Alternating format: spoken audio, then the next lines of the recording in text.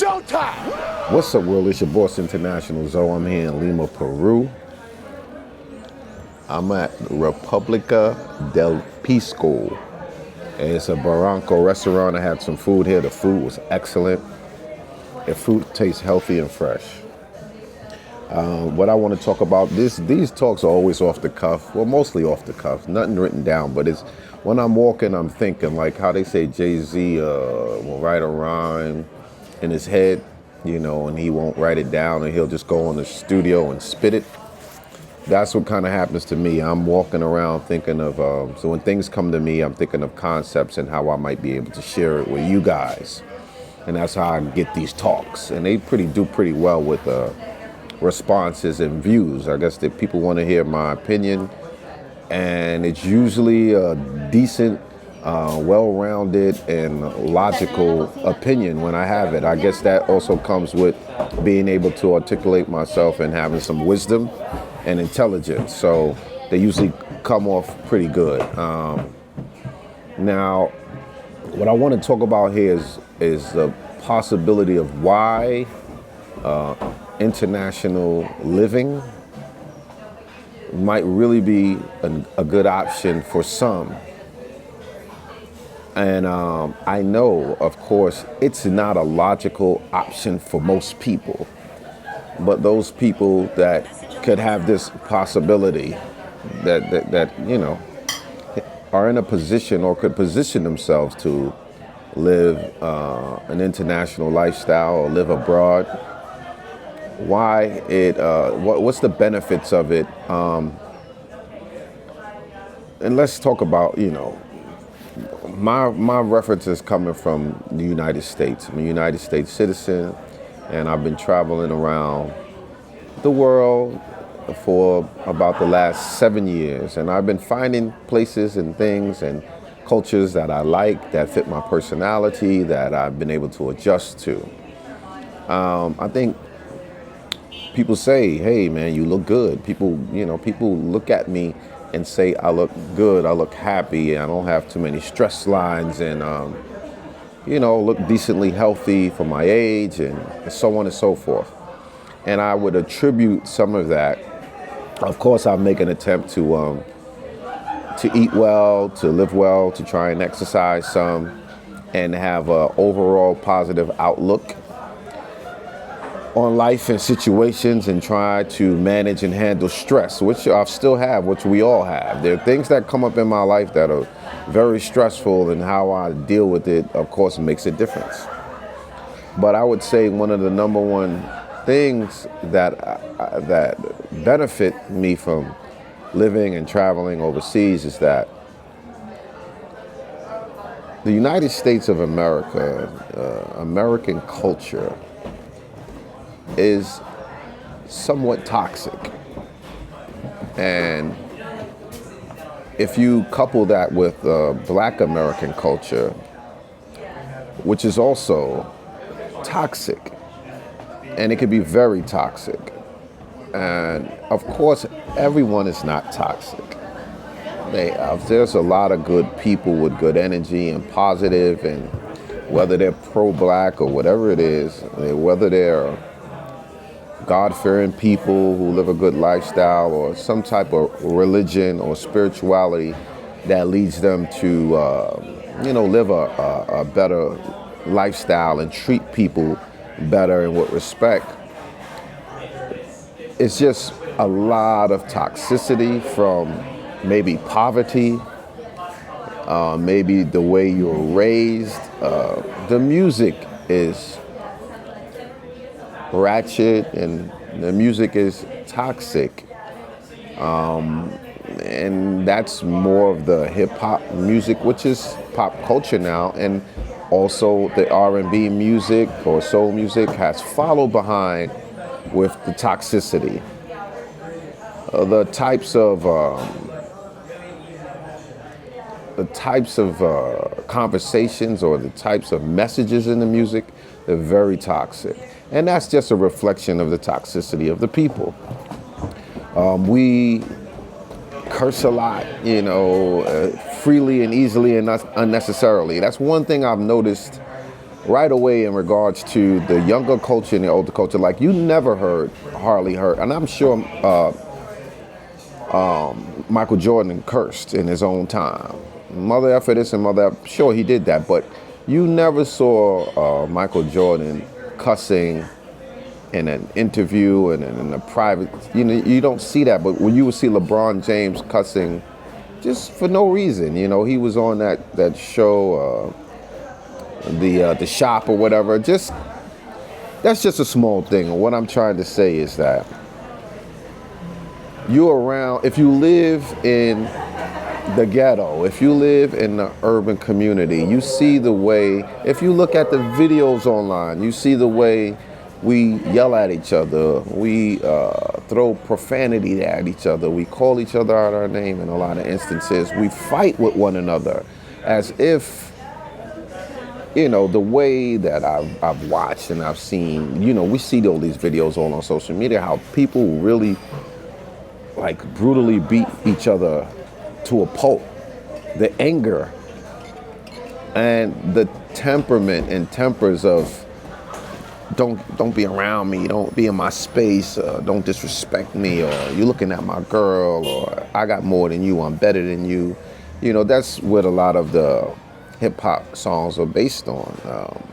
Now most hip hop artists are drug dealers or ex-drug dealers, and they got more girls than you, they got more cars than you, they got more money than you, and they're gonna take your girl, and they have sex better than you, and everything is better. Mike Epps said that was cool. He said they give you money, but you can only floss on your own people. You ain't gonna floss on them, or they're gonna take that money from you. And that's part of the culture in America. It's very toxic, right? Now, when you travel to other places, not that they don't have problems in these places, but the level of toxicity amongst the people, you don't feel it. They have problems. You could get robbed and get into problems, but you're usually going to fly by that because they're not going to treat you the same way because you're not even a native. So they're usually going to treat you a little different and not have that same type of energy towards you because you're not even from there. So you don't even understand most of the time what's going on. You don't understand the problems, the pressures, and they're usually not going to take it out on you because you don't really have anything to do with it.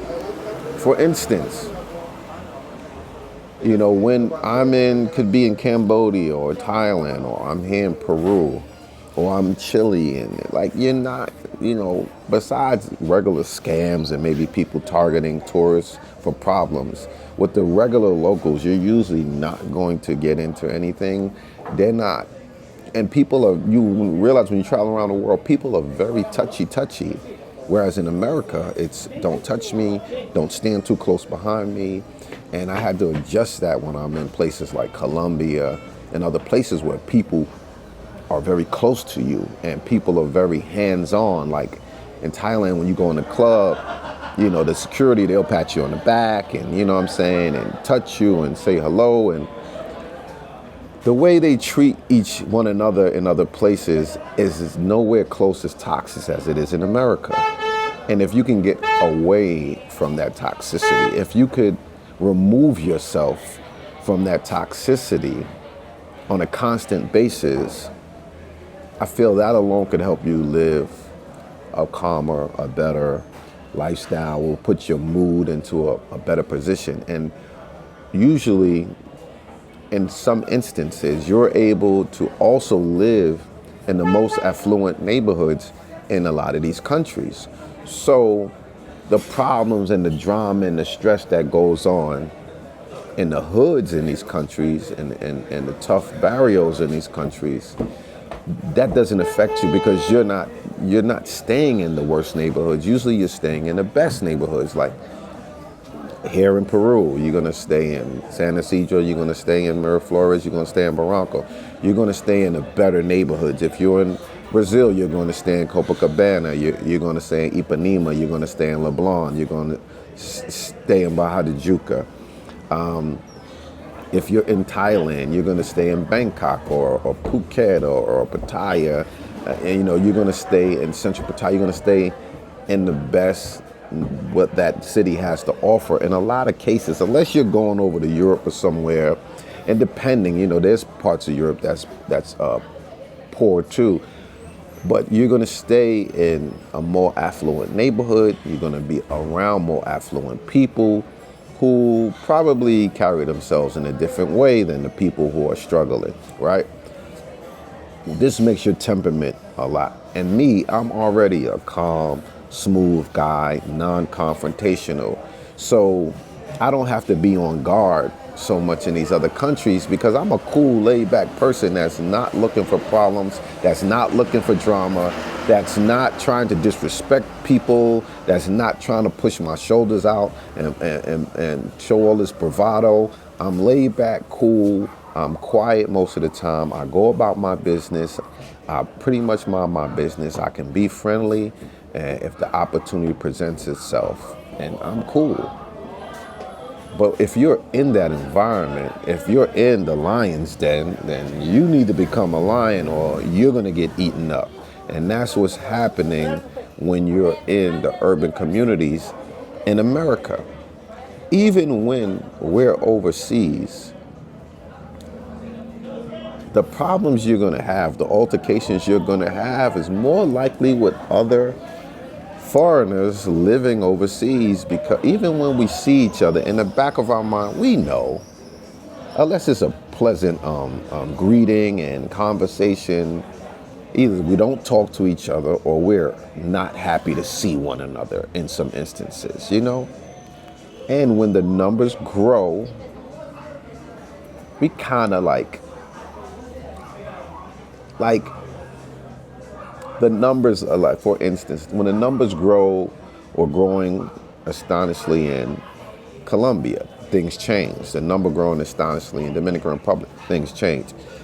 You could even say it is leading toward, like, if you go into 808 in Thailand and the music they're playing is American pop culture, hip hop, trap music. The women in Thailand, from when I first went to 808 and the type of music they was playing till now, the women are behaving like the music. They got the twerk contest every week in 808, and it's making or helping them behave in a ratchet way. You know what I mean? And that's our culture and our toxicity spilling over into other people's culture in other places. And that's where you're probably going to have an altercation in Thailand in 808. There isn't any rappers. These guys are millionaires or doing well. They all got beefs. They all talk crazy about each other. When it comes to sports, now that everybody got a podcast, there's a lot of beefs with the podcasters, you know what I mean? There's a lot of beefs with the athletes. Now the younger athletes talking negative about the older athletes and vice versa. It just doesn't matter where we are. We're so used to, it's like subconsciously being toxic to one another, that it just shows. And I feel like the more I'm not around that environment, I'm not subject to that energy and environment, the more calmer I am, the more relaxed I am, the more at peace I am. And the more I don't feel like, well, this is going over here, I'm going to go that way. And even when it comes to dealing with the opposite sex, if you're in America, the toxicity of the people is going to make the relationship harder. They're being more disrespectful to one another. Like, look at the Pop the Balloon show. It's toxicity on top of toxicity. Now, sometimes there are matches and they move on, but there's so much toxicity. The women say something negative about the men say something negative about the women, and it goes on and on and on. You got all this red pill and blue pill, and then you got the women fighting against that. We are just a mess in a lot of ways. And if you can move out of the toxicity of America and American black culture, it might add a few years to your life, or just in regards to stress, in regards to being on defense. And I just think it's a possible win or a possible option for, I'm talking to men, you know. I mean, even when it comes to relationships and women, you want a woman a little more milder, a little less aggressive, you know, more into the feminine. You're able to open up your dating age range wider in America. You know, if you're a guy in your 50s or something, you might be able to go down to 35 or something like that. But even then, the women might say, "Oh, you're too old for me," and stuff like that in America. You don't make enough money. You know this, you that. What kind of car you got? Whereas in other places, they looking for a man who can provide. They're looking for a man who can be a leader, and they don't care if they're in their 20s and you're in your 50s. And in America, that would be shunned, looked down on. Oh my God, you're dating a baby and all of this stuff, and it's just very toxic. It's just look at Vivica Fox. They just recently asked her something, and she said, "Don't date 50 Cent." She was 38 when she met 50 Cent. 50 Cent, she was at her peak. Maybe when she did that movie with Will Smith, Independence Day. So her career was going down by the time she met 50. And 50 ain't got nothing to do with her downfall. 50 has moved from rap to doing series and movies and having his own studio. Like, that's the level of toxicity. Where she's still gonna try to say something bad about 50 Cent as if he had anything to do with her downfall or her hitting the wall. Or, you know, she's 60 years old. Why are you talking bad about 50 Cent? That happened like over 20 years ago. Or maybe was it 30 years ago? It's just ridiculous. And that's the kind of behavior we have towards one another. And if you could remove yourself from the toxicity of America, I think it would just help your stress levels. It would help your lifespan, provided that you're doing the other things correct. And I think it's a really good option if you can do it, and it's something to consider. That's the points I just wanted to share with you guys. Internationalzoe, Lima, Peru. Love is love, life is life. Loyalty is priceless. Peace. Are you not entertained? Are you not entertained?